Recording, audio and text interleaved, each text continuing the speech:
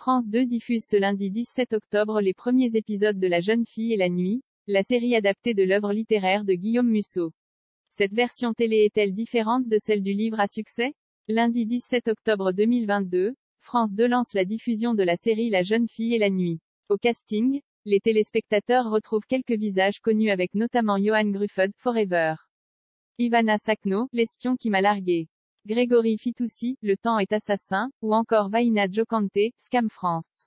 Une adaptation d'un roman à succès ici, l'histoire commence sur la Côte d'Azur, durant l'hiver 1997.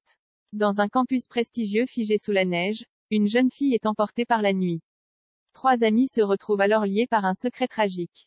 Au printemps 2022, autrefois inséparables, Fanny, Thomas et Maxime ne se sont plus jamais parlé depuis la disparition de Vinça cette nuit d'hiver 1997.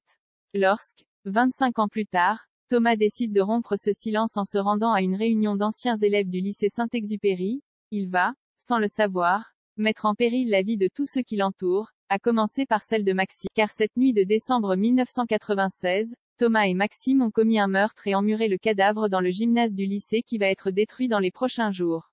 Comment les deux amis parviendront-ils à affronter la situation? Tout semble être lié à la disparition de Vinça. Disparition à laquelle Thomas ne veut toujours pas se résoudre. Adapté du roman éponyme à succès de Guillaume Musso, La Jeune Fille et la Nuit est une fiction qui se divise en 6 épisodes de 52 minutes. Mais cette transposition sur le petit écran satisfera-t-elle les lecteurs de l'œuvre originale?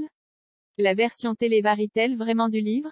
Une intrigue transposée avec fidélité lors d'une conférence de presse, l'auteur et Sidney Galonde, le producteur de la série, ont évoqué les quelques différences qui existent entre les deux formats.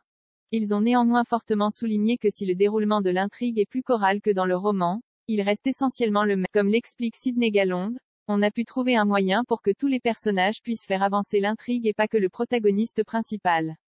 C'est en cela qu'il s'agit d'une vraie création originale.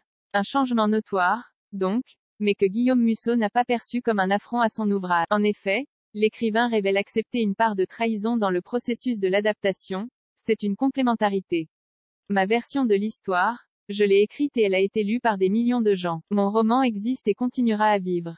Je sais qu'il y a des lecteurs qui veulent une simple mise en image ou qu'on respecte scrupuleusement l'œuvre. C'est leur droit, reconnaît-il. Mais lorsque j'aime un livre et que je vais voir l'adaptation, je n'attends pas forcément que ce soit une simple transposition. Je suis très à l'aise avec ça. Musso assure que ses lecteurs seront satisfaits malgré cette distinction. Guillaume Musso souligne que la mouture télévisuelle de La Jeune Fille et la Nuit est majoritairement calquée sur son roman. Je passe mon temps à refuser des adaptations. C'est souvent des demandes pour des mauvaises raisons. Avec Sidney, c'était pour de bonnes raisons. À partir du moment où vous savez que l'esprit du roman va être respecté, le reste ce sont des détails. Je suis persuadé que globalement les lecteurs seront contents, affirme l'auteur. Un résultat à voir à partir de 21h10 sur France 2, lundi 17 octobre.